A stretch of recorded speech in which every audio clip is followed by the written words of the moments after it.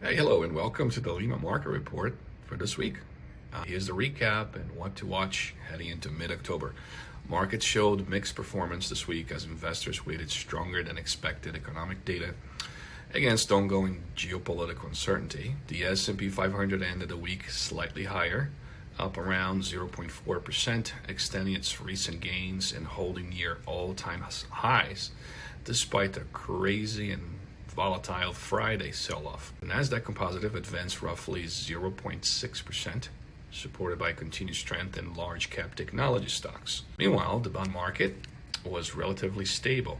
The 10-year Treasury yield hovered near 4.2, and investors looked ahead to the next week's inflation data. This week, the moves were shaped by a few key factors. Economic data, job claims remain low and consumer sentiment improved, showing resilience in the U.S. economy. Federal Reserve outlook. Several Fed officials signaled that future rate cuts could come in if inflation continues to cool, helping stabilize bond yields. The geopolitical backdrop continues to be interesting. Rising tensions in Eastern Europe and Middle East keeps market cautious, though energy prices remain contained. Corporate earnings season is here, ramping up, with early reports showing steady margins and continuous optimism for the quarter. As we move into the week of the 13th, here's what we should expect. Let's keep eye on opportunities. If inflation data shows continued moderation, that could reinforce the case for lower yields and support equities.